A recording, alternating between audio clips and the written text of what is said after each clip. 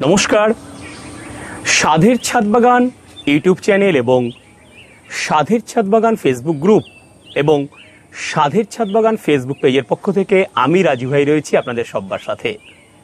বন্ধুরা, আপনারা বহু মানুষ আমাকে প্রশ্ন করেছেন মাধুরীলতা বা মাধবীলতা ফুল গাছের পরিচর্যার ভিডিও দিতে।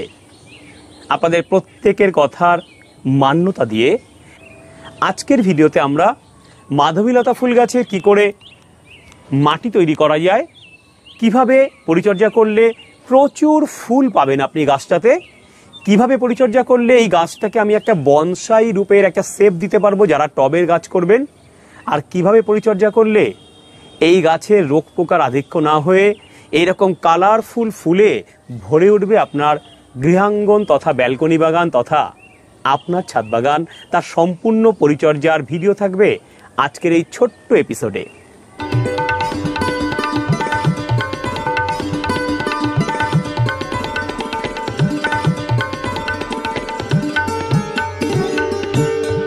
হ্যাঁ বন্ধুরা, মাধবীলতা ফুল গাছ বছরের শুধুমাত্র শীতকাল বাদ দিয়ে সারা বছর প্রচুর ফুল দেয়।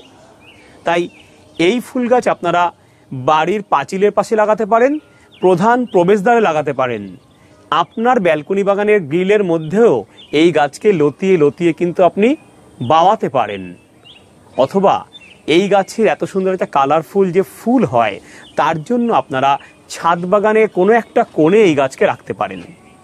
যেখানেই রাখেন না কেন এই গাছ কিন্তু ফুলে ফুলে রঙিন হয়ে আপনার মনকে ভরিয়ে দেবে। আসুন শিখে নেব মাধুরীলতা বা মাধবীলতা ফুল গাছের 5টা বিশেষ পরিচর্যার মাধ্যমে এই গাছের A to Z পরিচর্যা। নাম্বার 1 পরিচর্যা আমরা শিখব, এই মাধবীলতা ফুল গাছে প্রচুর ফুল আনতে গেলে, এই গাছটাকে সর্বাঙ্গীন সুন্দর করতে গেলে এর একটা বিশেষ উপায়ে মাটি তৈরি করতে হয়।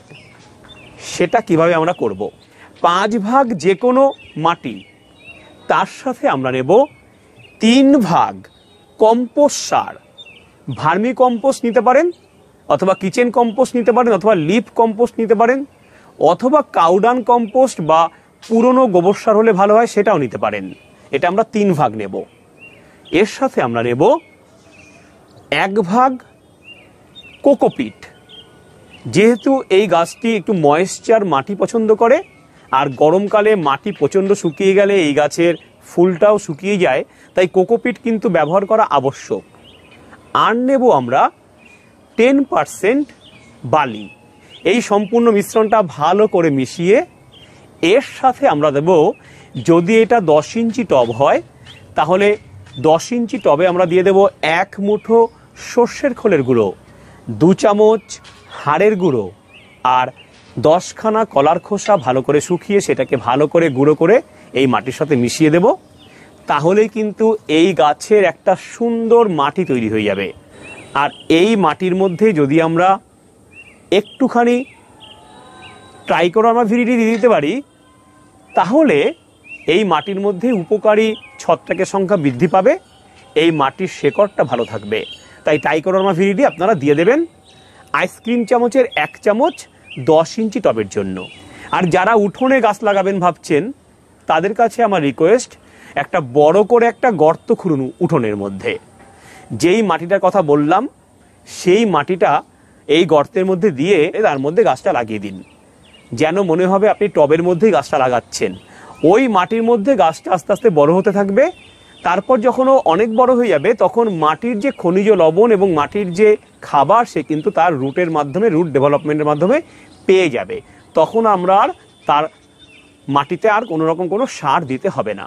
এভাবেই আপনারা বাড়ির উঠোন বা টবে গাছের মাটি তৈরি করুন এবং গাছটাকে প্রতিস্থাপন করুন। নাম্বার 2, টব নির্বাচন এবং টবের ড্রেনেজ সিস্টেম। মাধবীলতা ফুল গাছের ড্রেনেজ সিস্টেমটা ভালো হওয়া অত্যন্ত আবশ্যক, কেননা বর্ষাকালে যদি ড্রেনেজ সিস্টেম ভালো না থাকে তাহলে কিন্তু আপনার গাছের টবের মধ্যে ওয়াটার লগ হবে এবং জল জমে গিয়ে গাছের পাতা হলুদ হয়ে যাবে, গাছের কিন্তু ফুলগুলো নষ্ট হবে, গাছ কিন্তু আস্তে আস্তে মারা যাবে। আমি সাধের ছাদ বাগান ইউটিউব চ্যানেলে 5টা সেরা ড্রেনেজ সিস্টেম আপনাদেরকে তৈরি করা দেখিয়েছি। আপনারা সেইভাবে ড্রেনেজ সিস্টেম তৈরি করে এই গাছটিকে টবে সুন্দরভাবে লাগিয়ে দেবেন। প্রথম যখন আপনি গাছটা নিয়ে আসবেন তখন আপনি 8 ইঞ্চি পটে লাগান, তারপর 10 ইঞ্চি, তারপর 12 ইঞ্চি, তারপর প্রয়োজন হলে বড় ড্রামে লাগিয়ে ফেলবেন আপনারা। এইভাবে টব নির্বাচন করুন। আর যদি আপনারা চান যে আপনার গাছটাকে বনসাই করবেন, তাহলে ফুল হয়ে যাওয়ার পর এই যে ফুলের পোর্শনগুলো থেকে জাস্ট কাটার দিয়ে কেটে দেবেন এখান থেকে। যত বেশি গাছটাকে ফুল হয়ে যাওয়ার পর প্রুনিং করতে পারবো, তত সুন্দর গাছটা কিন্তু আমার আস্তে আস্তে বনসাইয়ের শেপ নেবে। 3 নাম্বার, গাছটির প্লেস নির্বাচন আমরা কেমন জায়গায় করব। মনে রাখবেন, মাধুরীলতা ফুল গাছ যেহেতু কালারফুল ফুল দেয় আর গরমের ফুল, তাই এই গাছ খুব সূর্যালোক ভালোবাসে। যারা আপনারা মাটিতে গাছটাকে চাষ করতে চাইছেন, তারা আপনার বাড়ির উঠোনে যেখানে অনেক বেশি সূর্যালোক পড়ে ঠিক সেইখানে গাছটিকে লাগান। তারপর গাছটিকে আস্তে আস্তে আস্তে আস্তে এরকম লতার মতো বাইয়ে দিলেই গাছটি কিন্তু তার নিজস্ব জায়গায় চলে যাবে। আর যারা টবে চাষ করছেন ছাদ বাগানে, তারা এই গাছটিকে উজ্জ্বল সূর্যালোকে রাখুন। মোটামুটি 3 থেকে 6 ঘন্টা সূর্যালোক পেলেই এই গাছে কিন্তু প্রচুর ফুল আসবে। যত বেশি সূর্যালোক দিতে পারবেন, তত বেশি ফুল কিন্তু আপনি পাবেন। তবে হ্যাঁ, এপ্রিল মাসে এবং মে মাসে যে প্রখর দাবদাহ থাকে, তার হাত থেকে গাছটিকে একটু বাঁচিয়ে রাখতে, দরকার পড়লে এর উপরে একটা গ্রিন নেট দিয়ে দিতে, তাহলে গাছটি ওই গরমকালেও ভালো থাকবে বন্ধুরা। 4 নম্বর টিপসে আমরা শিখব, এই গাছের এমন একটা ফার্টিলাইজার দেব আমরা, যেই ফার্টিলাইজার দিলে কিন্তু এই গাছ খুব সুন্দরভাবে ফুল দেবে। কি সেই ফার্টিলাইজার? ভালো করে লিখে নিন। 1 মুঠো সর্ষের খোলের গুঁড়ো, 2 চামচ হাড়ের গুঁড়ো, আর 10খানা কলার খোসা, যে কোনো কলা হতে পারে, কাঁঠালি কলা হতে পারে, বা সিঙ্গাপুরি কলা হতে পারে, বা বর্তমান কলা হতে পারে, ভালো করে কুচি কুচি করে কেটে রোদ্দুরে শুকিয়ে সেই কলার খোসা গুঁড়ো করে মিশিয়ে নিয়েছি 3টি উপাদান ভালো করে। তারপর সেখান থেকে 2 চামচ করে প্রত্যেক সপ্তাহে গাছের গোড়ায় আমি দিয়ে দিই। আপনারা চাইলে 10 দিনে একবারও দিতে পারেন। যাদের গাছ একটু বড়ই টবে আছে, তারা এটাকে ডবল দিতে পারেন বা তার চেয়েও বেশি দিতে পারেন। আর যারা রাসায়নিক সার ভালোবাসেন, তাদের ক্ষেত্রে বলি, আপনারা সুষম এনপিকে, দেখুন এই যে এনপিকে সার আছে 20-20-20, এই সুষম এনপিকে আপনারা প্রত্যেক 10 দিনে 4 গ্রাম 1 লিটার জলে গুলে গাছের পাতায় স্প্রে করবেন। আর পরের 10 দিনে আপনারা দেবেন এনপিকে 0-52-34। এই দেখুন, অল্টারনেট করে দেবেন। প্রথম 10 দিনে এটা, তার পরের 10 দিনে এটা। দুটোরই পরিমাপ হচ্ছে 4 গ্রাম 1 লিটার জলে গুলে গাছের পাতায় স্প্রে করা।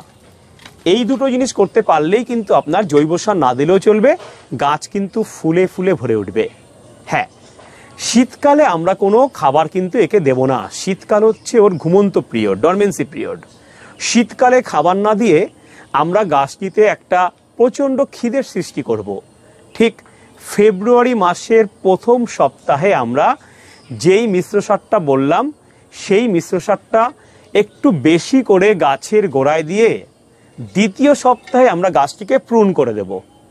এটা করতে পারলে তৃতীয় সপ্তাহ থেকে দেখবেন গাছের নতুন নতুন পত্র মুকুল বেরোচ্ছে, এবং প্রত্যেকটা পত্র মুকুল দেখবেন কুড়ি নিয়ে বেরোচ্ছে। গাছটা কিন্তু প্রচুর সুন্দর ফুলে ভরে উঠবে এবং সারা বছর ধরে সেই ফুল আপনি পাবেন।